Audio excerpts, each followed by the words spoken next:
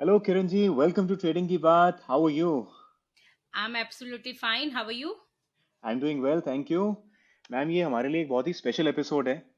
This is the first time a female trader has joined us. So very special.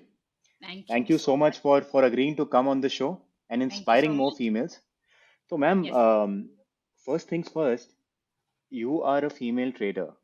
आपने अपनी शुरुआत कैसे करी? How did you think about getting into this field? क्योंकि traditionally ये एक बहुत ही मेल डोमिनेटेड प्रोफेशन रहा है, ट्रेडिंग. तो True. आपको कैसे ख्याल आया कि मैं ट्रेडिंग में घुसूं, स्टॉक मार्केट्स में आऊं? How did you start? So start with my journey. It started in 2007. I was working with IBM. I was basically from the background. I'm a software engineer. I did my okay. engineering in the computers. And after my engineering in मैं जो IBM में job कर रही थी, तो तब 2007 की बात है. अगर आप लोग 2007 की मार्केट देख रहे थे तो मार्केट काफी अच्छे एक बुल रन में थी. जैसे कोरोना के बाद एक मार्केट बहुत अच्छे बुल रन में थी, तो बहुत लोगों को अट्रैक्ट कर रही थी. 2007 की मार्केट भी ऐसी थी, बहुत लोगों को अट्रैक्ट कर रही थी. तो मेरे ऑफिस कॉलीग्स बात करते थे, मार्केट की बात होती थी, तो मैंने भी उनसे सुना, तो मुझे स्टॉक मार्केट के बारे में पता लगा. और टू बी वेरी फ्रैंक, मेरी फैमिली में कोई भी स्टॉक मार्केट में नहीं है. Nobody is in the stock market. I'm the only one. तो मुझे उनसे पता लगा, तो थोड़ा इंटरेस्ट जागा. उनसे मैंने पूछ के थोड़ी बहुत ट्रेडिंग करी, कुछ कमाया, कुछ किया. बट फिर 2008 के क्रैश में मैंने सारा मनी लॉस कर दिया. कि खत मतलब जो भी कमाया था, जो भी अपनी कैपिटल थी, आई लॉस्ट ऑल. उसके बाद I quit the stop it, कि नहीं अब नहीं करना, let concentrate on job. Then the turning point came in my life in 2010 end. I got married, and after getting married, I stopped I had to quit my job because of some personal commitment. I took a break from my job to do fulfill some personal commitment. तो तब मैं कुछ करना चाहती थी, क्योंकि मैं काफी सालों से काम कर रही थी, तो मेरा घर बैठने का बिल्कुल मन नहीं था कि अब मैं घर बैठूं या मैं वर्किंग प्रोफेशनल ना रहूं. तो कहीं ना कहीं होता है ना, एक ट्रेडिंग एक ऐसी चीज है कि कहीं ना कहीं एक बार कर लो तो आपके माइंड में एक चीज रहती है, कभी कभी आ जाती है. तो वही मेरे साथ हुआ. जब मेरे को ट्रेडिंग के बारे में मेरे दिमाग में आया कि क्यों ना ट्रेडिंग को एक बार दोबारा ट्राई दिया जाए. मेरे पास टाइम है, मैं घर पे हूँ, मेरे पास फ्री टाइम है, तो मैं कुछ लर्न करके, क्योंकि तब मैंने रिकमेंडेशन ट्रेडिंग करी थी. फिर मैंने सोचा क्यों ना कुछ लर्न करके, कुछ सीख के एक ट्रेडिंग को एक ट्राई दिया जाए. तो बस वहीं से ये कारवां स्टार्ट हुआ. मैंने ट्रेडिंग स्टार्ट करी. काफी सालों का स्ट्रगल था. कभी कमाया, कभी गवाया, कभी कभी अपना कैपिटल भी ब्लो किया, कभी डीमोटिवेट भी हुई. कई बार मन में भी आया कि छोड़ दूं, जॉब ज्वाइन कर लूं, बट नहीं कर पाई. कुछ ना कुछ ऐसी इश्यूज थे कि नहीं जॉब कर पाए. तो फिर वो कारवां चलता गया. बट एक अंदर कहीं ना कहीं मोटिवेटेड थी कि शायद आई कैन डू इट. कहीं ना कहीं एक दिल में था कि आई कैन डू इट. बस वो आई कैन डू इट चलता रहा और सीखती गई. और बस सीखते सीखते it's been a more then 10 year, 12 year you can say that, क्योंकि 2010 में मैंने स्टार्ट की थी. And I become a trader. तो यहाँ से एक कारवां बस चलता रहा. बस एक मैं ये बोल सकती हूँ कि एक दिल में जो था कि कर सकते हैं हम, I can be are trader, वो जो एक मोटिवेशन था, बस उसने मुझे कहीं ना कहीं जिंदा रखा, और आज मैं एक ट्रेडर बनी हूँ. Salute to your motivation. Ma'am इतने सालों का एक्सपीरियंस है आपका, आपने सारे मार्केट के फेजेस देखे हुए हैं. यस, तो आई हैव सीन. आपकी ट्रेडिंग किस टाइप की रहती है? What kind of trading do you do? Basically my trading is option buying. मैं ज्यादातर बाइंग करती हूँ, but my I do all type of trading. Basically intraday मैं इंट्राडे करती हूँ, बट इंट्राडे के साथ साथ I do the swing trading also. Because जैसे मैं हमेशा बोलती हूँ कि सिर्फ इंट्राडे ट्रेडिंग तो सिर्फ आपको ना एक मनी बना सकती है ट्रेडिंग में, अगर कि तुम सिर्फ कमा सकते हो. बट अगर तुम्हें एक कैपिटल बनानी है और एक बड़ा मतलब you need to make a big capital in the trading, तो आपको इंट्राडे के साथ साथ स्विंग ट्रेडिंग भी करनी चाहिए, क्योंकि swing trading give you a capability to capture a big move. Right. क्योंकि इंट्राडे में तो जो छोटा सा एक मूव आया दिन में, बस उसी में जो प्रॉफिट हो गया.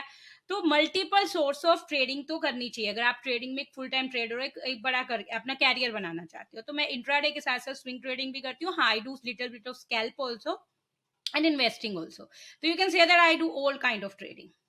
तो मैम ये जो ऑप्शन बाइंग है ना, ये एक नए ट्रेडर को तो बहुत आसान लगती है, क्योंकि एक का 10 मेंटली बड़ा सेटिस्फाइंग लगता है. बहुत. लेकिन एक प्रोफेशनल ट्रेडर को पता है कि ऑप्शन बाइंग कितनी डिफिकल्ट हो सकती है. It's not easy to buy options. True. Probably why lot of people go for option selling. तो ट्रू. ऑप्शन बाइंग में आपको क्या एडवांटेज दिखता है कि आप ऑप्शन बाइंग ज्यादा करते हो? सी ऑप्शन बाइंग में सबसे बड़ा एडवांटेज ये है कि you can start with the small capital. अगर कोई नया ट्रेडर आना चाहता है, ट्रेडिंग में ऑप्शन बाइंग करना चाहते हैं, क्योंकि पहले सेलिंग में हम कर सकते थे बिकॉज पहले हमें मार्जिन बेनिफिट मिलते थे. But after two I think last year जब ये मार्जिन बेनिफिट खत्म कर दिए, तो for the option selling you need a big capital. And option buying में दूसरा एडवांटेज, देखो ऑप्शन बाइंग लगती बहुत इजी है, बहुत इजी लगती है लोगों को, जो न्यू ट्रेडर्स होते हैं ना उनको लगता है कि 10 रुपए की ऑप्शन खरीदो और 30-40 रुपए की ऑप्शन बेच दो, बस करना यही है, और लॉटरी का टिकट है, छोटा खरीदो और जैकपॉट लगेगा। होता नहीं है, ऐसा नहीं होता है। ऑप्शन बाइंग में आपको चीजों को ऑप्शन सेलिंग से ज्यादा मैनेज करना पड़ता है, क्योंकि ऑप्शन बाइंग आपको ऑप्शन सेलिंग में, जैसे मैं बोलती हूँ, हर तरह की मार्केट में you can manage, directionless market भी होगी ना, still you will be able to make money in the option selling. But in option buying आपको हर तरह की मार्केट में अपने आप को एडजस्ट करना पड़ता है, कि आज अगर डायरेक्शनलेस मार्किंग है, छोटे मतलब you can range bound market है, तो आपको रेंज छोटे बाउंड। प्रॉफिट पे निकलना है, आपकी ट्रेंडी मार्केट तो आपको अपने प्रॉफिट को ट्रेल करना है। सो ऑप्शन बाइंग की एडवांटेज ये है कि आप स्मॉल कैपिटल से स्टार्ट कर सकते हो। ऑप्शन बाइंग मुझे ये लगती है कि मैं एज अ ऑप्शन बायर, मुझे मतलब मैं ये नहीं बोलूंगी कि ऑप्शन सेलिंग खराब है, बट मैं ऑप्शन सेलिंग के साथ बहुत अनकंफर्टेबल हूँ, क्योंकि मुझे लगता है उसमें बहुत सारी एडजस्टमेंट करनी पड़ती है, कि आपको दोनों आपको strangle straddle, you have to do lots of thing in option buying. If you have a perfect setup, you have a perfect trading setup where you know when to enter, when to exit, what is your target, what is your stop loss, there is nothing better than option buying. You have to just make a perfect setup which works for the option buying, like where you have to, you know, that option that setup have few things, like you have to understand the market momentum if you are option buyer, because if you are not in the right direction you won't be able to make a money in the option buying. Then you have to understand where, when you are going to enter in the trade, what is where you are going to enter into the trade, what will be your target, from where you're going to trail your profit, what will be your stop loss. If you manage all things very beautifully, very correctly, then there is nothing better than option buying, because you can manage your trade very easily in option buying. That is my experience. चलिए ma'am, आज आपसे सीखते हैं option buying के बारे में, और आपका इतने सालों का एक्सपीरियंस है।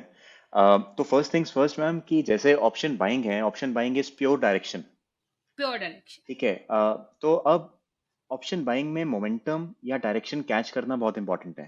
तो Correct. आप अपनी एंट्रीज डिटरमाइन करने के लिए क्या देखते हो? क्या कुछ सपोर्ट रेजिस्टेंस देखते हो, या you look at some indicators, कैसे Yes, रहता है? I'll tell you what I do as an option buyer. First, I try to understand the market momentum. What is the correct direction of the market? It's a bullish, it's a bearish. Then, if I'll under, because if मुझे अगर मैं गलत direction में हुई तो I will definitely hit my stop loss. तो बिल्कुल। पहले मेरा डायरेक्शन होता है, और डायरेक्शन देखने के लिए I use the smart data. If you have heard about PCR, put call ratio, जी। तो मैं उसको स्मार्ट डेटा पे कॉल और पुट कॉल रेशियो को एनालाइज करके ये समझती हूँ कि इस time option call writer market में ज्यादा है या पुट राइटर मार्केट में ज्यादा है। उस टाइम अगर कॉल राइटर मार्केट में ज्यादा है तो इसका मतलब डायरेक्शन इज बेरिश, मार्केट नीचे आएगी, क्योंकि कॉल राइटर मार्केट को ऊपर नहीं जाने देंगे। तो पहला मेरा जो होता है, मैं स्मार्ट डेटा एनालिसिस करती हूँ, पुट कॉल रेशियो को, जैसे ऑप्शन चेन एनालिसिस को मैं स्मार्ट डेटा बोलती हूँ। तो मैं पुट कॉल रेशियो को एनालाइज करके मार्केट के मोमेंटम को समझने की कोशिश करती हूँ, कि मार्केट का मोमेंटम इस टाइम बुलिश है या बेरिश है, मुझे किस डायरेक्शन में अपने ट्रेड को एनालाइज करना चाहिए, मुझे लॉन्ग लॉन्ग साइड ट्रेड इस टाइम ढूंढने चाहिए, या मुझे शॉर्ट साइड ट्रेड ढूंढने चाहिए। तो क्या मैम, ये जो आप पीसीआर एनालिसिस करते हो, ये थ्रू आउट द डे करते हो, या यस, एक ही बार throughout, morning through close पे आउट द करते डे, हो? थ्रू नहीं आउट नहीं, रहता थ्रू है। Out the day. क्योंकि अगर आप कल की एग्जांपल ही ले लो, कल निफ्टी का अगर हम पुट कॉल रेशियो को देखें तो morning it was bullish, then it become bearish, then again it become bullish. तो थ्रू आउट द डे आपको देखना पड़ता है, क्योंकि अगर आप मॉर्निंग में देखोगे तो हो सकता है मॉर्निंग में कॉल राइटर ज्यादा हो, but till the afternoon the call writer started going out, put writer increase होने शुरू हो गए, तो इसका मतलब ये है कि आपका मार्केट का मोमेंटम चेंज हो रहा है। मार्केट पहले नीचे आना था, बट अब पुट राइटर आ रहे हैं, कॉल राइटर मार्केट से जा रहे हैं, तो इसका मतलब मार्केट ऊपर जा सकती है। तो थ्रू आउट द डे आपको देखना है, मतलब 9:30 के बाद जैसे ही मार्केट ओपन होती है 9:30 से लेके after every 10-15 minute you have to analyse की करंट सिचुएशन, इस टाइम पीसीआर रेशियो की क्या चल रही है, मार्केट इस टाइम कहाँ जा रही है, क्योंकि market can change, because if you are intraday trader तो यू आपको throughout the day market की डायरेक्शन को समझना जरूरी होता है, क्योंकि मॉर्निंग में मार्केट कई बार बुलिश होती है, कई बार फिर एकदम से बैरिश हो जाती है, तो throughout the day we have to understand that. And then I have few EMA combination, exponential moving average combination, जो मैं हायर टाइम फ्रेम में देखती हूँ, क्योंकि एक चीज बताए ईएमएस के बारे में, लॉट्स ऑफ पीपल से in the market that EMA is lagging indicator.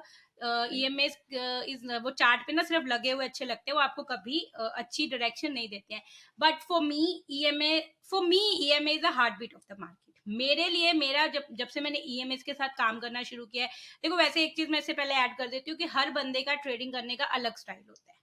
किसी के लिए ईएमएस चलते हैं, किसी के लिए ईएमएस नहीं चलते। जैसे मेरे लिए ऑप्शन बाइंग चलती है, किसी के लिए वो नहीं चलती होगी, उसके लिए ऑप्शन सेलिंग चलती होगी। तो हर बंदे का अपना स्टाइल होता है। तो हर किसी को, जैसे अब मैं आज अपने बारे में बता रही हूँ, मैं ऑप्शन बायर हूँ, मैं ईएमएस यूज करती हूँ, मैं स्मार्ट डेटा यूज करती हूँ। तो मुझे कॉपी करने की जगह आप ये देखो कि आपको क्या सूट करता है। जो आपको सूट करता है उसी डायरेक्शन में जस्ट वर्क इट आउट। अगर आपको मेरा स्टाइल सूट करता है तो मेरी डायरेक्शन में वर्क करो, अगर आपको नहीं सूट करता है तो कोई और डायरेक्शन, क्योंकि हर ट्रेडर का ट्रेड करने का अपना स्टाइल होता है। बिल्कुल।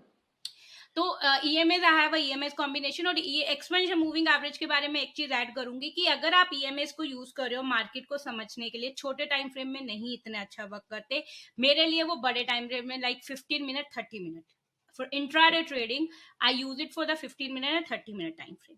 तो उस पे मैं मार्केट के मोमेंटम को समझने की कोशिश करती हूँ। I have some EMAs combination 5 10 20 इनके मैंने कुछ कॉम्बिनेशन बनाए हुए हैं जिनकी हेल्प से I try to understand the market direction. तो जब इन तीनों कॉम्बिनेशन से मुझे समझ आता है कि इस टाइम मार्केट का मोमेंटम बुलिश है या बेरिश है, फिर मैं अपने माइंडसेट को वैसे ही रेडी करती हूँ कि अब मुझे लॉन्ग ट्रेड की तरफ देखना है। मतलब मुझे कॉल्स देखनी है, मुझे देखना है कि यहाँ कहाँ मार्केट मुझे एक लॉन्ग और लेने की अपॉर्चुनिटी दे रही है, कहाँ मुझे एक बुलिश अपॉर्चुनिटी मिल रही है। अगर मुझे ये मुझे बता रहा है कि मार्केट का मोमेंटम इस टाइम बुलिश नहीं है, बेरिश है, तो फिर मैं अपनी शॉर्ट साइड की अपॉर्चुनिटी सर्च करूंगी। तो ये पहला मेरा स्टेप होता है, क्योंकि जैसे मैंने बोला है ऑप्शन बायर तभी मार्केट में पैसा अर्न कर सकता है अगर वो correct side of the market होगा। अगर वो correct side of the market नहीं होगा, he won't be able to earn money, क्योंकि ऑप्शन सेलर दोनों साइड फिर भी मैनेज कर लेगा अपनी, क्योंकि वो स्ट्रैगस्ट है। बट ऑप्शन बायर अगर एक correct side of the market नहीं होगा तो he won't be able to make the money. तो इन तीनों की कॉम्बिनेशन से I try to understand the market momentum, किस टाइम मार्केट की डायरेक्शन क्या है, बुलिश है या बेरिश है। उसके बाद जब मार्केट की डायरेक्शन समझने के बाद आई हैव फ्यू ट्रेडिंग सेटअप, जिसमें से कुछ डिपेंड करते हैं। एक दो ट्रेडिंग सेटअप है Camarilla pivot point, if you have heard about Camarilla pivot points, one of the trading setup that is on Camrila pivot point, and the main trading setup which I use it, that is on supply and demand zone. Supply and demand zone, which I mark by myself. There is no indicator okay. I use to mark the supply and demand zone. I mark my own supply and demand zone on the chart, and then I analyze that supply and demand zone, and on basis of on that supply and demand zone, I take a trade. Because जैसे मैंने बोला है कि एक option buyer तभी एक पहले तो मार्केट का मोमेंटम समझे, दूसरा उससे एक correct target entry point, target stop loss पता होना चाहिए। तो supply and demand zone give me a understanding कि मुझे कहाँ पे एंटर करना है, और अगर मैं यहाँ पे एंटर करी हूँ तो आगे कौन सी ऐसी लेवल है जहाँ पे मार्केट एक होल्ड ले सकती है, मार्केट रुक सकती है, कि वहां से मुझे अपना प्रॉफिट बुक करना है या मुझे अपना प्रॉफिट ट्रेल करना है। क्योंकि supply and demand zone basically मैं क्या बोलती हूँ, ये बिग प्लेयर्स के फुटप्रिंट्स होते हैं। What I mean by big player footprint is that कि देयर इज अ बाइंग और सेलिंग। अब जो हम बोलते हैं बिग प्लेयर्स होते हैं, जो यू कैन से दैट जो F I S G S जो बोलते हैं, they won't sit in the system to do trading like us, कि वो सारा दिन 9:15 से लेके 2:30 3:30 तक बजे तक वो सिस्टम पे नहीं बैठे होंगे कि बैठ के उनको ट्रेडिंग करनी है। What they will do, they will do the mostly system trading. उनकी सिस्टम ट्रेडिंग होती है कि अगर उन्हें पता है कि 17,000 पे मुझे सेलिंग करनी है, तो क्या होगा, 17,000 पे उनकी सेल ऑर्डर लगे होंगे कि जैसे ही निफ्टी 17,000 को टच करेगी, there sell order will start executing and Nifty will start falling. तो वो जब हम मार्केट को एनालाइज करते हैं, कैंडल्स को एनालाइज करते हैं, we try to find it out कि कहाँ पे ऐसी जगह है जहाँ से मार्केट को एक अच्छी खासी बाइंग मिली थी, कहाँ से मार्केट को एक अच्छी खासी सेलिंग मिली थी। तो वो जो बाइंग और सेलिंग पॉइंट्स होते हैं वो होते हैं उनके footprints. We have I identify that footprint, I mark that levels कि यहाँ से मार्केट को एक बाइंग मिली थी, तो यहाँ पे आके हो सकता है दोबारा मार्केट एक होल्ड ले, यहाँ से मार्केट को हो सकता है एक रिवर्सल मिल जाए। तो वो लेवल्स में मार्क करती हूँ और उन्हीं लेवल्स के बेस पे I try to take a trade on that. आपने बहुत सी बातें बताई, EMAs, demand zones, supply zones, उसके बाद आपने पिवट्स की भी बात की। तो इनको और समझना चाहेंगे आपसे डिटेल में। सो तो सो क्या हम चार्ट पे कुछ एग्जांपल्स देख सकते हैं जिनके थ्रू हाँ, इनको जैसे बेटर मैं समझ पाए? आपको सप्लाई एंड डिमांड जोन की कुछ एग्जांपल देती हूँ। See as you can see that this is a Bank Nifty chart of yesterday. कल अगर हमें पता था कि Bank Nifty was in a range bound, सुबह से लेकर शाम तक एक रेंज में था, it was going up down. तो अगर मैंने ये कल लेवल्स थे, ये मैंने मार्क किए हुए थे 1 day before I share this level on my Telegram channel, और अपने ट्विटर पे भी मैं लेवल्स एक दिन पहले शेयर कर देती हूँ। ठीक है, if anybody want to check ये लेवल मैंने ट्यूसडे को शेयर किए थे या नहीं किए थे, क्योंकि हो सकता है लोग बोले कि मैंने बाद में एडजस्ट किए हैं। इट इज तो आप ये ट्यूसडे के मेरे लिंक पे देख सकते हैं, the levels were like this only. So you can see that the bank nifty took this breakout of this level, which was a 39,697, and then it went up, and वहां पे मैंने ऊपर एक जोन बनाया हुआ था, that was my supply zone was on 39,897 to 39,930, and you can see that कि Bank Nifty went up, ये एक अच्छी खासी बाइंग आई, क्योंकि यहाँ पे मैं भी आई वॉज शेयर कि मैं बुलिश हूँ, मुझे एक बाइंग एक्सपेक्टेड है। और जब ये बाइंग आई, अगर आपने कॉल ली है, ठीक है, you have seen this, you have capture this big movement, और जैसे आपको ये जोन मिला, एक जोन मिला, तो I book my profit year. जो मैंने कॉल ली हुई थी सुबह बैंक निफ्टी की, I booked my profit here, because मुझे याद था कि यहाँ पे एक जोन है, यहाँ पे एक सप्लाई जोन है, यहाँ पे एक सेलिंग मैम, बॉक्स है। हाउ डिड यू डिटरमाइन कि ये यहाँ पे एक सप्लाई जोन मैं बनता है आपको या दिखा एक डिमांड देती हूँ। जोन बनता है? You can see the price action of, let me close this. Okay, ये है 15 minute chart, right? This is 15-minute chart.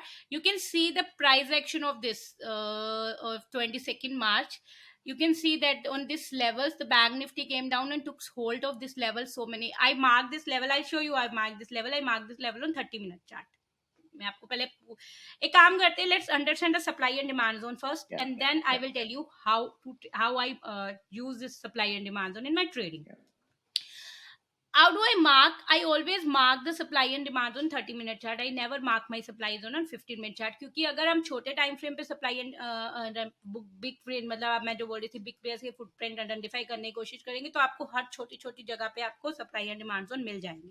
But if the better way to understand the supply and demand zone, always use the higher time frame. For intraday, if you want to mark the supply and demand zone, mark it as a 30-minute time frame. This is a correct time frame where you will get the correct accuracy will increase. You will get more accurate supply and demand zone. If you going for the further like investing या swing trading, so you can increase your time frame for 4 hour or 1 day. But intraday के लिए 30 minute is very good time frame to mark the supply. So I open my chart in 30-minute time frame, and then I try to identify the levels. Like you can see, अगर हम ऊपर bank Nifty का एक level देखें, you can see in this level 40,187, from here we have seen the big selling. जब bank Nifty ऊपर गया था, इस touches this level, we have seen the big selling. और यहाँ पे फिर मैं एक लेवल को मार्क करूंगी, कि मैं यहाँ पे एक लेवल को मार्क करूंगी कि यहाँ से अगर सेलिंग आई है बैंक निफ्टी को, तो यहाँ पे अगर दोबारा बैंक निफ्टी आएगा आगे चल के, तो यहाँ पे हो सकता है कि अभी भी बिग प्लेयर्स की सेलिंग हो। तो अगर यहाँ से कल बैंक निफ्टी ऊपर जाता है कल की ट्रेडिंग में, तो ये एक लेवल मैं देखूंगी कि यहाँ पे बैंक निफ्टी कैसे रिएक्ट करता है। अगर मैं लॉन्ग हुई तो यहाँ पे मैं अपना प्रॉफिट बुक करने की कोशिश करूंगी ट्रेड। तो यहाँ पे मैं अपना एक लेवल मार्क करूंगी कि यहाँ से बैंक निफ्टी को एक सेलिंग मिल सकती है, क्योंकि पहले भी बैंक निफ्टी को you can see the price action कि इस लेवल से we have seen the big short side movement, right. तो इसका मतलब क्या था कि यहाँ पे बिग प्लेयर्स की सेलिंग लगी हुई थी, यहाँ पे उनका सेल ऑर्डर लगे हुए थे कि जैसे ही बैंक निफ्टी ने इस लेवल को टच किया, उनके सेल ऑर्डर एग्जीक्यूट हुए और we have seen the selling. तो ये लेवल अभी आगे चल के लिए बैंक निफ्टी के लिए भी मतलब कल के सेशन में, आगे के सेशन में it will be important for bank Nifty, because यहाँ से we have seen the big selling. और यहाँ पे दोबारा अगर बैंक निफ्टी आए तो वहाँ पे अगर फिर से सेलिंग लगी हुई, तो we will see the fall, एक रिवर्सल देख सकते हैं। इतना बड़ा फॉल होना हो ना, एक रिवर्सल एक होल्ड देख सकते हैं मार्केट बैंक निफ्टी का यहाँ पे। ठीक है। तो I will mark this level and the level उसके नीचे आई केम हियर, मैं इसको डिलीट कर रही हूँ, I will mark it again in front of you why I marked here. I will mark one more level here, see why I'm marking this level here. You can see that bank nifty, whenever the bank nifty was trying to go up, it was always getting the reversal from this level. You can see that on 22nd of March the bank nifty was trying to go up, again we have seen the selling, again the bank nifty was trying to go up, again we have seen the selling. It's mean the selling is there, although that not that strong as I compare to see this, यहाँ पे जितनी strong थी उतनी नहीं थी, but still the selling is there. तो ये ठीक है। लेवल भी एक important मेरे लिए सप्लाई जोन हो सकता है कल के सेशन में।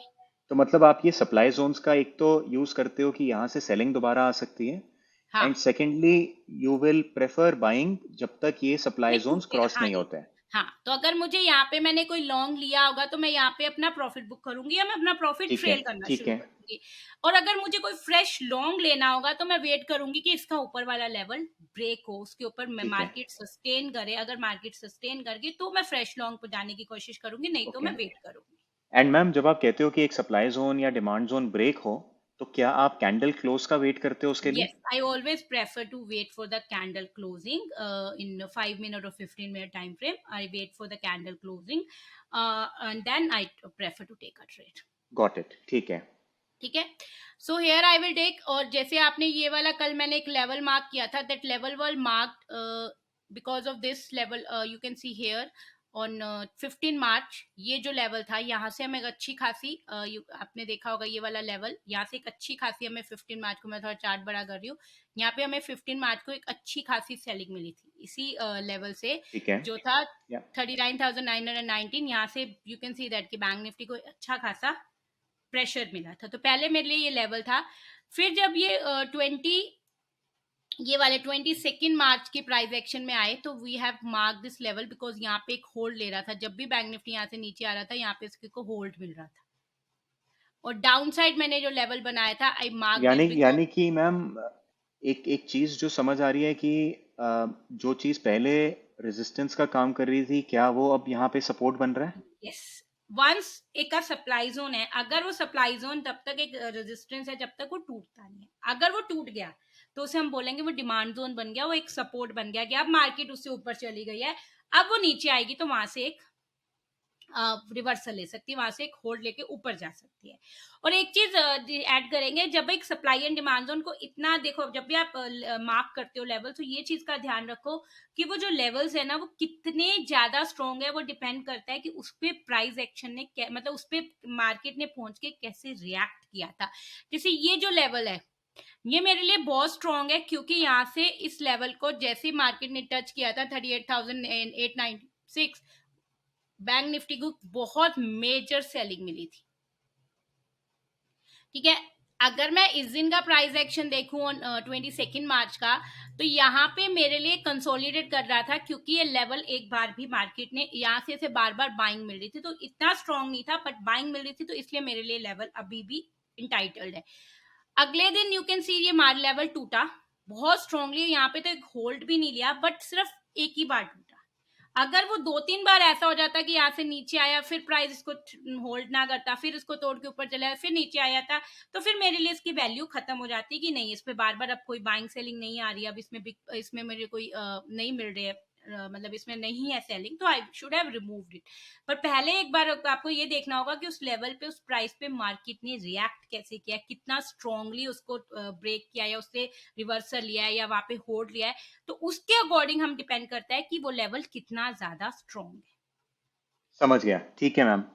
And what about demand zones? Demand zones पे आप बाइंग करना कब प्रेफर करते हो, क्या देखते हो वहां देखो पे? मैं आपको बताती हूँ, देखो supply and demand zone basically होती क्या, अगर मार्केट प्राइस के ऊपर की जो जोन्स हैं वो सारी सप्लाई जोन है, क्योंकि वहां से हम बोल सकते हैं कि वहां से एक रेजिस्टेंस मिल सकती है, एक सेलिंग मिल सकती है, प्राइस नीचे आ सकता है। जो जोन्स प्राइस से नीचे हैं वो सारी डिमांड जोन है, हम बाइंग बॉक्स भी बोल सकते हैं कि यहाँ से जैसे ही मार्केट इसको टच करेगा यहाँ से इसको एक बाइंग मिल सकती है, प्राइस ऊपर आ सकते हैं। तो supply and demand zone basically हम ये बोल सकते हैं कि प्राइस के ऊपर है वो सप्लाई है, प्राइस के नीचे वो डिमांड है। बट अगर वो एक बार टूट गया, प्राइस उसके नीचे चला गया, तो डिमांड जोन सप्लाई जोन बन जाएगी। बट सप्लाई द बन जाएगा, मोमेंट, राइट? हाँ, तो देखो प्रेफरेंस यही होती है कि जैसे यहाँ पे आप देख सकते हो, कल की हम एग्जांपल लेते हैं। कल बैंक निफ्टी नीचे से ऊपर आया, इसने हम 15 मिनट में देखेंगे। बैंक निफ्टी ने इस लेवल को ब्रेक किया, then we have seen the big buying, हमें अच्छी खासी एक बाइंग मिली, और बाइंग जाके कहाँ पे होल्ड हुई, ऊपर एक हमारा एक जोन था, यहाँ पे इसे होल्ड हुआ और यहाँ से हमें सेलिंग मिली। अगर किसी ने यहाँ पे कॉल बाय करी थी तो उसको यहाँ पे अपना प्रॉफिट बुक करना बहुत जरूरी था, अदरवाइज उसका सारा का सारा जो कॉल का प्रॉफिट था that has been fizzle out. जैसे मैं बोलती हूँ कि ऑप्शन बायर को एक करेक्ट टाइम पे अपना प्रॉफिट बुक करना बहुत जरूरी होता है, क्योंकि अगर वो प्राइस नीचे आएगा तो जो कॉल बाइंग होती है वो तो आपकी एक तो टाइम डीके की वैल्यू से और उसकी वजह से आपको काफी ज्यादा नुकसान हो जाता है। तो अगर यहाँ पे आपने ऑप्शन बाय करी तो यहाँ पे इस एरिया पे I you should have book the profit, because I bought the call here, जब यहाँ से एक होल्ड एक अच्छा खासा बाइंग आई थी और यहाँ पे मैंने अपना प्रॉफिट बुक कर लिया था। यहाँ से जब बैंक निफ्टी नीचे आई तो it touches here. Although I am not saying that कि मैंने यहाँ पे शॉर्ट लिया था, क्योंकि मेरे लिए उस टाइम मार्केट का मोमेंटम बुलिश चल रहा था। अगर मैं अपने 30 मिनट में देख रही थी, 15 मिनट में देख रही थी, अगर मैं ऑप्शन चेन को भी देख रही थी, तो nowhere I was getting a signal that कि मुझे एक शॉर्ट लेना चाहिए। तो आई अवॉइडेड स्ट्रेट, क्योंकि मैंने आपको बोला मैं मार्केट का मोमेंटम की डायरेक्शन में ट्रेड करती हूँ। अगर मेरे को मार्केट का मोमेंटम सिग्नल नहीं दे रहा है कि ये डायरेक्शन, तो मैं ट्रेड अवॉइड करती हूँ। I love to miss the trade, but I don't prefer to take a wrong side of trade. So I didn't take this short side. I have not taken this short side. But when the bank nifty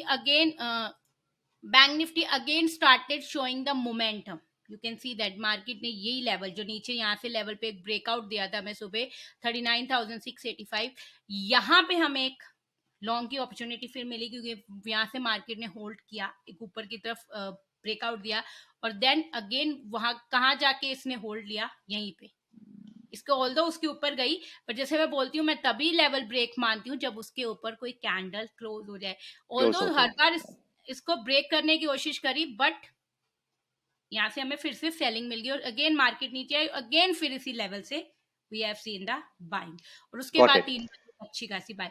तो देखो level पे एक चीज और मैं बोल रही हूँ, ये होता है कि अगर आपकी यहाँ पे बाइंग हो सेलिंग होगी, तो एग्जैक्टली यहीं से सेलिंग नहीं होगी, वो थोड़ी ऊपर भी होगी, क्योंकि एकदम से ऑर्डर्स यहीं पे एग्जीक्यूट होने शुरू नहीं हो जाएंगे। तो कई बार होता है जोन्स के ऊपर जाएगी और वहां से आपको सेलिंग मिलेगी। तो always wait for the perfect one strong candle should give closing above the zone, then enter into the trade. चाहे आप सप्लाई एंड डिमांड जोन से ट्रेड करें, चाहे आप सपोर्ट एंड रेजिस्टेंस से ट्रेड करें, चाहे आप किसी भी ब्रेकआउट को ट्रेड करें। I am not talking about the supply and demand zone breakout, क्योंकि बहुत तरह के लोग ब्रेकआउट ट्रेड करते हैं, ट्रेंड लाइन ब्रेकआउट करते हैं, ईएमए ब्रेकआउट करते हैं, पिवट पॉइंट ब्रेकआउट, मतलब बहुत सारे टाइप के ब्रेकआउट है। आप किसी भी ब्रेकआउट को ट्रेड कर रहे हो, always wait for one strong candle to give closing above that level, तभी वो ब्रेकआउट कंफर्म होगा। अगर आप कैंडल क्लोजिंग से पहले एंटर करने की कोशिश करेंगे, you can come into the trap. क्योंकि क्या होता है, जो बिग प्लेयर्स होते हैं वो एकदम से यहाँ सेलिंग नहीं लगाएंगे, वो थोड़ा ऊपर लगाएंगे, क्योंकि उनका मेन काम क्या होता है, रिटेलर्स को ट्रैप करना। जब मार्केट इसके ऊपर जाना शुरू होगी, हम क्या सोचेंगे, नहीं अब तो भागेगी क्योंकि ब्रेकआउट हो रहा है, बट फिर एकदम से हमें सेलिंग मिल जाएगी। तो ऑलवेज वेट कि एक स्ट्रॉन्ग कैंडल क्लोज हो जाए। जब स्ट्रॉन्ग कैंडल क्लोज हो जाएगी, it's mean it's a confirm breakout, done, you can enter into the trade. Got it. Well explain Kiran ji. एक क्वेश्चन दिमाग में आता है। ये पूछिए। तो जोन्स आपने बहुत बेहतर तरीके से समझाए और इनके बेसिस पे आप ट्रेडिंग करते हो। हम्म। नाउ जब हम बात करते हैं ईएमएस की, तो क्या ईएमएस इंक्लूड करने से किसी तरीके से आप अपनी एक्यूरेसी या फॉल्स सिग्नल्स यस। को बाहर कर सकते यस। हो? yes, I can say that because EMAs will help me to understand कि मार्केट का डायरेक्शन क्या है, बुलिश है या बेरिश है। अब मुझे पता है कि मेरी डायरेक्शन इस टाइम, मुझे EMAs 30 मिनट 15 मिनट मुझे बता रही है कि मार्केट को बुलिश है, क्योंकि I will give you one example. Tuesday की एग्जांपल लेते हैं। ट्यूसडे को अभी मेरे पास वो जोन्स नहीं है। ट्यूसडे को यहाँ पे ये एक ब्रेकआउट मिला था, यहाँ पे देयर वाज अ जोन, मैं यहाँ पे एक जोन थी मेरी, ये ब्रेकआउट मिला था ऑन द टाइम ऑफ 1:30। ये ब्रेकआउट में यहाँ पे कैंडल पूरी क्लोज हो गई थी, जोन के ऊपर कैंडल क्लोज हो गई थी, but I have not taken a long, क्योंकि वहां पे मुझे एक हायर टाइम फ्रेम एक ईएमए खड़ी थी एज अ सपोर्ट, क्योंकि वो मुझे बता रही थी कि यहाँ से एक सपोर्ट ले सकती है, क्योंकि ईएमएस के अकॉर्डिंग मार्केट को नीचे आना है, क्योंकि मैं मोमेंटम समझ रही। तो मैंने वो लॉन्ग नहीं लिया, मैंने ऑल्दो एक शॉर्ट लिया हुआ था, जिसका मैंने जब ये कैंडल उसके गई तो मैंने रुकी, मैंने कहा रुकती हूँ, इस ईएमए को हाई टाइम फ्रेम एक सपोर्ट ले लिया, आई शुड वेट, अगर यहाँ से अगर ये तोड़ गई तो आई शुड एग्जिट, फिर मुझे लगेगा कि मार्केट का मोमेंटम चेंज हो रहा है, and then the market took a U turn and came down. तो ईएमएस हेल्प मी, क्योंकि only supply and demand zone can't give you a perfect rate, क्योंकि ये एक ब्रेकआउट है, कई बार वो फॉल्स ब्रेकआउट भी हो सकता है, मतलब एक लेवल टूटा, उसके ऊपर कैंडल स्ट्रांगली क्लोज भी हो गई, हो सकता है वो फॉल्स ब्रेकआउट हो, क्योंकि आपको एक बड़ी बाइंग लग गई हो, ट्रैप हो रहे हो। बट अगर आप मार्केट के मोमेंटम को ईएमएस की हेल्प से समझ रहे हो कि मार्केट इस टाइम बुलिश है बेरिश है, तो आप अपने आप को, जो फॉल्स ब्रेकआउट है उससे आप अपने आप को प्रोटेक्ट कर सकते हो। तो मैम, जैसे आप 15 मिनट टाइम फ्रेम यूज करते हो, हम्म। एंड अगर आप ईएमएस प्लॉट करते हो एक हाई टाइम फ्रेम पे, तो वो हाई टाइम फ्रेम कौन सा रहता है, एंड ईएमएस आप किस लेंथ की प्रेफर करते हो? देखो एग्जैक्ट तो नहीं बताऊंगी, बट मैं आपको थोड़ा सा आइडिया दे देती हूँ, क्योंकि एग्जैक्ट चीजें कई बार क्योंकि वो एग्जैक्ट मैं बता भी दूंगी तो उससे प्रॉब्लम क्या होगी, people will start doing the experiment. उसको प्रॉपर वे में मैं क्या देखती हूँ, कैसे मैं उसका ब्रेकआउट देखती हूँ, कैसे रिवर्सल देखती हूँ, वो चीजें फिर इतनी छोटे टाइम्स पे नहीं समझाई जा सकती। तो वो क्या होगा, might be somebody will use it in a wrong way. So that's why I'm not doing it exact, but I will give you, I just some idea journey, या some idea I'm giving. Journey I prefer to make the EMA combination in 5 and 30 minute time frame. ठीक है, there's a combination of some 5 EMA, 10 EMA, 20 EMA and 200 EMA, इन चारों EMA का कुछ combination बनाती हूँ जिसमें मैं कुछ क्रॉसओवर्स एंड कुछ रिवर्सल देखती हूँ, but that time frame I prefer is 15 and 30 minute. Okay 15 and 30 minute time frame and आपने ईएमएस जो बताई इनका कुछ कॉम्बिनेशन यूज करके आप डिटरमाइन करते हो मार्केट का डिटरमाइन ओवरऑल करती ट्रेंड। हूँ कि कहाँ से मार्केट स्टेम बुलिश या बैरिश है, या मार्केट का मोमेंटम क्या है वैसे, वो भी करती हूँ। और उसके अलावा मेरे कुछ ट्रेडिंग सेटअप भी है, जैसे मैं आई एड अबाउट, जैसे मैं बोल रही हूँ कि मैं स्कैल्पिंग करती हूँ। स्कैल्पिंग का कुछ मेरा 10-20 का कॉम्बिनेशन है, जिसकी हेल्प से मैं 2 मिनट्स के टाइम फ्रेम में कुछ स्कैल्पिंग करती हूँ because of the EMA combination. 10-20 इसलिए बता रही हूँ क्योंकि ऑलरेडी मैंने अपने यूट्यूब चैनल पे उसके ऊपर एक वीडियो बना के डाली हुई है। अगर आप बोलेंगे तो मैं उसका लिंक दे दूंगी, आप you can put in the description box. तो 10-20 की ईएमए के कॉम्बिनेशन पे मैंने कुछ एक 2 मिनट पे बनाया हुआ है स्कैल्प करने के लिए, एक दो, तो उसको भी मैं ईएमएस में यूज करती हूँ टू टेक अ ट्रेड।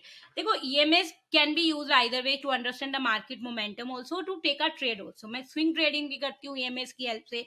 मेरा एक स्विंग ट्रेडिंग सेटअप है 3 and 8 का, जिसको मैं ईएमएस की हेल्प से I do some swing trading, उसको भी मैंने अपने चैनल पे डाला हुआ है, तो वो भी हम यूज कर सकते हैं। तो EMAs can help you to take a trade also, EMAs can help you to understand the market momentum, so आप उसे दोनों तरीके से यूज कर सकते तो मैम आपने बात करी स्कैल्पिंग की, तो स्कैल्पिंग में आपका किस तरीके का मैनेजमेंट रहता है या ट्रेड रहता है? How many points on an average do you target? आपके स्टॉप लॉसेस कैसे रहते हैं? हैं। सी देखो, स्कैल्पिंग मैं न्यू ट्रेडर्स को तो बिल्कुल प्रेफर नहीं करती हूँ कि आप स्कैल्पिंग करो, क्योंकि स्कैल्पिंग ना बहुत ही ज्यादा क्विक ट्रेडिंग होती है कि आपको 1 मिनट में डिसीजन लेना है, 1 मिनट में ट्रेड। क्योंकि स्कैल्पिंग बहुत छोटे टाइम फ्रेम में होती है, आइदर 1 मिनट आइदर 2 मिनट, आप बहुत छोटे टाइम फ्रेम में स्कैल्प करते हो। तो छोटे टाइम फ्रेम में जो कैंडल्स होती हैं, पहले उनको अंडरस्टैंड करना, फिर उनके के साथ क्विकली मैनेज करना और क्विकली सारी डिसीजन लेना, वो बहुत ही क्विक और फास्ट ट्रेडिंग होती है। तो आई ऑलवेज से कि ऐसे फास्ट जो स्टंट होते हैं ना, वो एक्सपर्ट के प्रेफरेंस में करने चाहिए, न्यू ट्रेडर्स को ट्राई नहीं करने चाहिए। न्यू ट्रेडर को तो इंट्राडे भी नहीं करना चाहिए, शुरुआत उनको स्विंग ट्रेडिंग से या इक्विटी से करनी चाहिए, ताकि वो मार्केट को समझ सके। तो स्कैल्पिंग देखो, मेरे जो स्कैल्पिंग सेटअप है that is based on 1 and 2 minute. तो उसमें मेरे बेसिकली होता है कि मेरे कुछ फिक्स टारगेट होते हैं, I don't prefer on the time कि 10 पॉइंट या 20 पॉइंट, ऐसा मेरा फिक्स नहीं होता। I have some fix target, कुछ सेट ऑफ रूल्स है। तो I prefer to take a trade on based of that कि when I will enter, like whenever I get a trader trade, I enter and I just quickly book my profit at that target। तो बहुत quickly करती हूँ। Stop loss मैं maximum यही fix करती हूँ कि अगर मेरी कई दिन स्कैल्पिंग अच्छी नहीं चल रही, मुझे 2 या 3 या मैक्सिमम 4 स्टॉप लॉस अगर मेरे हिट हो गए, तो I will quit the scalping for that day, क्योंकि उस दिन माइट भी the market is not in the scalping day. तो ये मैं प्रेफर करती हूँ कि स्कैल्पिंग में एक fix set of stop loss रखूँ, उसके बाद I will not take more trade, क्योंकि स्कैल्पिंग में अगर प्रॉफिट जल्दी होता है, नुकसान भी उतना जल्दी होता है। And scalping I can add that कि I don't do it very frequently. जैसे थर्सडे सेकेंड हाफ में कर लिया, क्योंकि एक्सपायरी वाले दिन सेकेंड हाफ में you get a very good point in scalping. क्योंकि सेकेंड हाफ में थर्सडे क्या होता है कि जो ऑप्शन होती है ना, उनकी जो हम तो बोलते हैं कि ऑप्शन जो बाइंग होती है, ऑप्शन दो चीजों से होती है, एक तो प्रीमियम, दूसरा टाइम वैल्यू। थर्सडे जो एक्सपायरी वाले दिन सेकेंड हाफ में क्या होता है, टाइम वैल्यू तो बिल्कुल खत्म हो चुकी होती है, नीली हो चुकी होती है, क्योंकि अब कुछ टाइम बचा ही नहीं उसे एक्सपायर होने में। उसका जो डेल्टा होता है, उसकी जो प्रीमियम वैल्यू होती है, वो बहुत हाई होती है। तो आप अगर ऑप्शन बाइंग में स्कैल्पिंग करो, तो आप क्विकली बहुत अच्छा प्रॉफिट अर्न कर सकते हो। तो मैं स्कैल्पिंग ज्यादातर प्रेफर करती हूँ एक्सपायरी वाले दिन सेकेंड हाफ में, आफ्टर 1:30 and 2, क्योंकि मुझे पता है उस टाइम मैं बहुत जल्दी बहुत क्विकली अच्छे खासे पॉइंट कैप्चर कर लूंगी। और सम टाइम अगर मुझे लग रहा है कि आज मुझे कोई ट्रेड नहीं मिल रहा, मार्केट रेंज बाउंड है, कुछ नहीं करी, तो I do prefer to do scalping. पर ज्यादातर मेरा जो मोस्टली इंट्राडे ट्रेडिंग होती है, जो मैं अपने सप्लाई एंड डिमांड जोन से या कैमरिला पिवट पॉइंट से करती हूँ। नाउ मैम ऑप्शन बाइंग में आप स्ट्राइक सिलेक्शन कैसे करते हो? Do you remain in the money, eight the money, yes. OTM? ये एक सवाल आता है लोगों के दिमाग में। हाँ, नहीं, मेरा जो ऑप्शन बाइंग में स्ट्राइक सिलेक्शन होता है, प्रेफरेंस एट द मनी और इन द मनी होता है। I don't go for the out of money option, because I know that out of money option is not gonna give me any profit at the retail money. Traders की एक एक mentality रहती है कि OTM ना सस्ता option है तो सस्ता खरीदना चाहिए, तो वो क्या ऐसा है? सस्ता ऑप्शन नहीं, वो सस्ता मिलेगा, बट फिर अगर आपको वो सस्ता मिलेगा, बट अगर आपका टारगेट अचीव करने में टाइम लग गया, या आपका टारगेट अचीव मतलब थोड़ा टाइम लग गया, आपकी टाइम वैल्यू की वजह से आपको वो लॉसेस भी ज्यादा दे जाएगा। अभी मैंने अगर in and out of money option buy करी है, वो लोग पर मैंने आपको पहले ही बताया था, ऑप्शन बाइंग लोगों को लगती है जैकपॉट की टिकट, 10 रुपए की लो, 50-60 रुपए में बेच, तो वो जैकपॉट की टिकट लगती है, तो थर्सडे को फिर भी मिल जाती है ऐसी टिकट, बाकी दिन नहीं मिलती है। अगर आप फ्राइडे फ्राइडे मंडे ट्यूसडे अगर आप आउट ऑफ मनी ऑप्शन लेते हैं, आप ले भी लेते हैं, ठीक है, आपने बोला सस्ती है क्योंकि आप महंगी ऑप्शन नहीं लेना चाहते, आपको जो इन द मनी ऑप्शन जो प्रॉफिट देके जाएगी ना, वो आउट ऑफ मनी ऑप्शन देके ही नहीं जाएगी, क्योंकि उसकी जो डेल्टा वैल्यू है वो बिल्कुल कुछ है ही नहीं, क्योंकि डेल्टा वैल्यू बहुत कम होगी, और हम ऑप्शन बायर को प्रीमियम और डेल्टा वैल्यू से ही तो अर्न करना है, क्योंकि जो टाइम वैल्यू है वो तो हम ऑप्शन सेलर के लिए छोड़ देते हैं, हमारे लिए क्या है, हमारे लिए प्रीमियम ही हमारे लिए मेन चीज है, क्योंकि अगर हमारा प्रीमियम इंक्रीज नहीं होगा तो we won't be able to make money. और आउट ऑफ मनी में delta value premium value is nothing, very less, main उसमें होती है सारी टाइम वैल्यू। तो हमें जो हमारा एनिमी है, time value is our enemy as option buyer, तो हमें उसको क्यों चूज करना है, जो हमारा दोस्त है प्रीमियम वैल्यू डेल्टा वैल्यू, हम उस ऑप्शन को चूज करें ना जिसमें प्रीमियम हाई है। तो इसलिए एज अ ऑप्शन बायर, इन अगर आप आउट ऑफ मनी ऑप्शन ले रहे हैं, तो आपको एक पहली बात, आपका प्रॉफिट बहुत कम होगा, क्योंकि अगर आपका टारगेट बीट हो गया, जो इन द मनी आपको प्रॉफिट देके जाएगी, उसके मुकाबले आउट ऑफ मनी आपको 50% प्रॉफिट कम देके जाएगी, बट आपको लॉसेज उतने ही होंगे, क्योंकि अगर आपका स्टॉप लॉस उठ हो गया, तो आपका आउट ऑफ मनी की टाइम वैल्यू और जो डेल्टा वैल्यू टाइम वैल्यू आपको लॉसेज दे जाएगी, तो आपको उतना ही लॉस होगा जितना आपको इन द मनी ऑप्शन होगा, बट आपका प्रॉफिट और कम हो जाएगा। तो अगर आप एक प्रॉफिट और लॉस को मैनेज करना चाहते हैं ना एज ऑप्शन बाय, तो always go for the in the money और at the money, don't go for out of money. और किरण जी, ऑप्शन बायर्स के लिए ना एक जो मेजर डर होता है, जैसा कि आपने भी कहा, वो एक थीटा ही होता है कि अगर मार्केट साइडवेज रह गई, रेंज बाउंड रह गई, तो वो थीटा चला जाएगा। ठीक है, और हम्म। इसी डर से बहुत से लोग ऑप्शन बाइंग नहीं करते, उनको लुक्रेटिव लगती है ऑप्शन सेलिंग। हम्म। स्पेशली जब आप स्विंग ट्रेडिंग कर रहे हो, स्विंग ट्रेडिंग में आपकी ड्यूरेशन एक दिन, 2 दिन, 3 दिन हो सकती है, तो ऐसे में हाउ डू यू मैनेज ये जो रिस्क है कि थीटा आ, का, तो इसका आप कैसे ख्याल रखते हो? देखो Arjun, to be very frank, मैं ज्यादातर जो स्विंग ट्रेडिंग करती हूँ ना, मैं फ्यूचर में करती हूँ, बहुत बाइंग में कम लेके जाती हूँ, क्योंकि मुझे पता है स्विंग ओके। ट्रेडिंग में buying can give you losses, क्योंकि उसमें अगर आपके टारगेट को हिट करने में 4-5 दिन भी लग गए, तो आपका ऑप्शन बाइंग आपको वो प्रॉफिट नहीं दे पाएगी। तो जितना भी मेरा स्विंग ट्रेडिंग होता है, जो मैं बीटीएसटी करती हूँ, मैं 90% फ्यूचर के साथ ही करती हूँ, मैं उसके बाइंग बहुत रेयर होता है मैं बाइंग करती हूँ। हाँ, अगर मैं करती हूँ तो फिर मुझे पता होता है कि अगर मैनेज मुझे लग रहा है कि मार्केट एक अच्छा खासा मोमेंटम दे रही है, तो मैं करती हूँ, पर मेरा ज्यादातर स्विंग ट्रेडिंग फ्यूचर ही होती है, क्योंकि मुझे पता है कि अगर मैं बाइंग करूंगी तो वहां पे मुझे मैनेज करना मुश्किल हो जाएगा, क्योंकि बीटीएसटी स्विंग ट्रेडिंग का मतलब है कल स्टॉप टारगेट आ जाए, 4-5 दिन लग जाए टारगेट आने में, तो जो मुझे फ्यूचर प्रॉफिट देके जाएगा बाइंग, उसके मुकाबले मुझे कुछ भी नहीं देके जाएगी। बिल्कुल। बट तो हाँ, प्रेफरेबल जैसे है लोग कि बोलते हैं कि हम अगर फ्यूचर में मार्जिन का प्रॉब्लम होता है, तो वो हेज कर सकते हैं अपनी फ्यूचर को, उससे क्या होगा, उनको मार्जिन बेनिफिट भी मिल जाएगा। बिल्कुल, तो मतलब प्रेफरेबल है अगर आप इंट्राडे कर रहे हो तो ऑप्शन बाइंग बेटर हम्म। रहती है, and for positional trade, swing trading, आप प्रेफर करते हो कि फ्यूचर्स में फ्यूचर जाया जाए। Futures. Ma'am, being a female trader, you know, आपका इतना एक्सपीरियंस है, आपको इतने साल हो गए करते हुए, you know the challenges of the field, तो कोई नया जो आ रहा है या आ रही है, आपका क्या एडवाइस रहेगा, किस तरीके से स्टार्ट करना चाहिए, किस चीज़ों का ध्यान रखना चाहिए, specially for you know the young generation of female traders that is coming in? For the female trader, I want to say that for the female trader, this is a very good profession, because the people who can't, who want to, the girls or ladies who wants to do something staying at home, तो stock market से अच्छा कोई profession नहीं है, because मुझे भी ये था कि मुझे कुछ ऐसा करना था कि मैं अपने I can take care of my family as well as I can be a independent financial women. So वो चीज़ों के लिए मेरे लिए सबसे अच्छा प्रोफेशन मुझे स्टॉक मार्केट लगा, क्योंकि इसमें मैं आई can manage both the thing very easily, क्योंकि मैं घर पे बैठ के अपनी ट्रेडिंग भी कर सकती हूँ, I can manage my family. So जो female traders who want to do something from home, want to stay home and do something, the stock market is very good profession, but they have to follow the right path, कि tips channel के चक्कर में ना पड़े कि हाँ कि चलो ठीक है टिप्स चैनल ज्वाइन कर लिया, मैं स्टॉक मार्केट से पैसा कमा लूंगी, या मैंने किसी को अकाउंट दे दिया तो मैंने पैसा कमा लूंगी, या मैं किसी की और की हेल्प से किसी और की मदद से अपने पैसा कमा लूंगी। नहीं, अगर आपका इंटरेस्ट है, क्योंकि अगर मैं ये नहीं बोलूंगी कि हर कोई ट्रेडर बन सकता है, अगर आप में एक स्टॉक मार्केट के लिए पैशन है, अगर आपके में पैशन है, आप में आपका स्टॉक मार्केट में इंटरेस्ट है और आप ट्रेडिंग करना चाहते हो, तो इससे अच्छा प्रोफेशन एक फीमेल ट्रेडर के लिए नहीं, मतलब फीमेल के लिए नहीं होगा। बट आपको बस एक करेक्ट पाथ की जरूरत है और एक करेक्ट मेंटर की जरूरत है जो आपको एक सही रास्ता दिखा सके कि मुझे कैसे कैसे आगे बढ़ना है। तो जो लेडीज जिनका स्टॉक मार्केट में इंटरेस्ट है और जो ट्रेडर बनना चाहती हैं, they can start their trading journey, but एक सही रास्ते पे विद शॉर्टकट ढूंढने की, शॉर्टकट में स्मॉल ये बोलूंगी कि शॉर्टकट ढूंढने की कोशिश ना करें कि मैं टिप्स चैनल जैसे इजीली पैसा कमाने की या शॉर्टकट ढूंढने की कोशिश ना करें।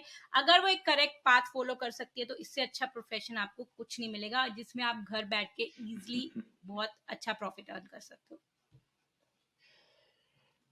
किरण जी, आपने हमें अपना टाइम दिया और इतना सारा एक्सपीरियंस शेयर किया, trading in general, option buying in specific. Thank you so much for that. Thank you बहुत सो कुछ मच, सीखने इट को वाज मिला ऑल्सो आपसे, and I am sure people can refer to your YouTube channel and learn more about how you trade, किस तरीके की आप स्ट्रैटेजीज यूज करते हो, more on that.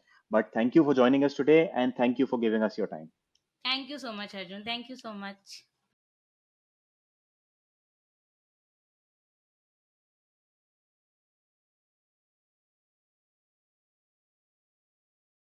Investment in securities market are subject to market risks. Read all the related documents carefully before investing. Please read the risk disclosure documents carefully before investing in equity shares, derivatives, mutual fund, and or other instruments traded on the stock exchanges.